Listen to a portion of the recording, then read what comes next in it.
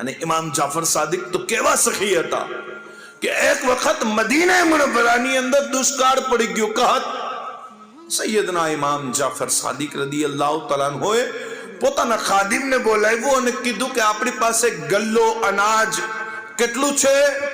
કીધું હઝરત અમારી પાસે ગલ્લો એટલો છે કે એક વર્ષ આપણું પસાર થઈ જશે એટલું અનાજ મોજૂદ છે. કહેવા લાગ્યા અનાજ પેક કરો અને મદીનાની અંદર આવાજ લગાવો આલે રસૂલના દરના દરવાજા આજે ખુલી ગયા છે. કીધું હઝરત તો કરશું શું?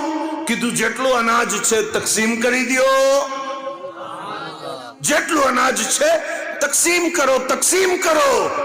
હઝરત તકસીમ કરી દેશું તો આપણી પાસે ખતમ થઈ જશે. કીધું નહીં ખતમ થાય, આ મારો વાદો છે. સૈયદના ઇમામ જાફર સાદિકે એલાન કર્યું છે અહેલે મદીના હજી પોતાના ઘરે અનાજ લઈને પહોંચ્યા છે અને જાફર સાદિકે હાથ ઉપાડીને કીધું મૌલા તારા બંદાના દરથી મહેરૂમ ન જાય તો અમે બધાય તારા દરથી કેમ મહેરૂમ ફરી શકીએ છીએ? વરસાદ વરસાવી દે અને અહેલે મદીનાની તકલીફને દૂર કરી દે. આટલા શબ્દ કહેવાતા કે મદીનામાં છમાછમ વરસાદ ચાલુ થઈ ગઈ છે. સૈયદના ઇમામ જાફર સાદિક એવા સખી. પણ સાહેબો દરખ્ત જે હોય ઝાડ એ પોતાના ફળથી ઓળખાય. હે દરખ્ત પોતાના ફળથી ઓળખાય. ઇમામ જાફર સાદિક તો અઝીમ છે જ, પણ એમના દર ઉપર એમના શાગીર્દ અને મુહિબ્બીન મુરીદીનની શાન અને એ દરખ્તના ફળને જ્યારે જોઈએ ને તો આપણને ખબર પડે કે દરખ્ત કેવડો મોટો છે. દરખ્તની અઝમત ફળથી ખબર પડે. હઝરતે જાફર સાદિકના દરના શાગીર્દોની અંદર સૌથી પહેલો નામ કોનો લઈએ છીએ આપણે? હઝરતે ઇમામ આઝમ અબુ હનીફા રદિયલ્લાહુ તઆલા. इमाम जाफर सादिक रदियल्लाहु तआला अन्हु विषे हजरते नौमान इब्न साबित इमाम आज़म अबू हनीफा फरमावे छे कि अगर 2 વર્ષની ઉંમર મને નસીબ ના થઈ હોત અને હું જાફર સાદિક ના દરની ગુલામી ના કરત તો નૌમાનની જિંદગી હલાક થઈ જાત.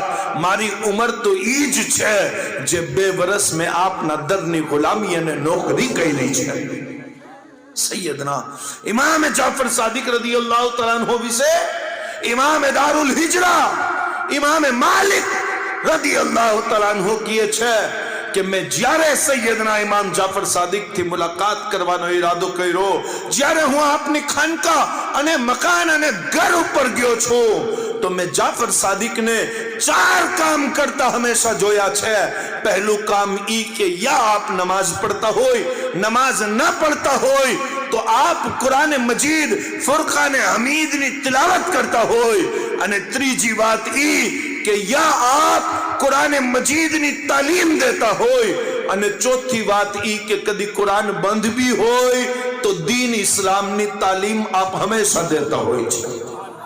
4 કામ સિવાય મેં કદી ઇમામ જાફર સાદિક ને 5મો કામ કરતા જોયો જ નહીં. જાબિર બિન હૈયાન કોણ છે? જેને આજના યુરોપની અંદર ફાધર ઓફ કેમિસ્ટ્રી કહેવામાં આવે છે. કેમિસ્ટ્રીનો બાપ અને મુજીબ કહેવામાં આવે છે. ઈ જાબિર બિન હૈયાન કોણ છે ખબર છે? ઇમામ જાફર સાદિકના દરના ગુલામ છે. આટલો એજ્યુકે અને દુનિયાની અંદર વર્લ્ડના માણસો, યુરોપના માણસો ઇમામ જાફર સાદિકને જ્યારે લખે ને તો કેમ લખે છે? એમ કે છે સુપરમેન ઇન ઇસ્લામ. ઇસ્લામના સુપરમેનનું નામ જાફર સાદિક છે. આજે તમે અને હું કોંડાની નિયાઝમાં પરેશાન થઈને રહી ગયા અને માણસો કહે છે હઝરત કરાય કે ના કરાય? મેં કીધું નાદાન, જાફર સાદિકના નામે ઉમ્મત જાગે છે અને જાફર સાદિકના જિક્રને ખીર કુંડા ખાઈને સાંભળવા તૈયાર હોય તો કેમ ના કરાય?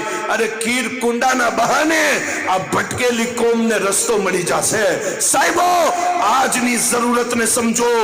આ અહેલે બેત પાક, આ ખાનવાદાએ રિસાલત, આ ઈ અઝીમ હસ્તી છે ઇમામ જાફર સાદિક રદિયલ્લાહુ તઆલા અન્હુ, જેમના દરથી ઇલ્મની નહેર નકળે છે.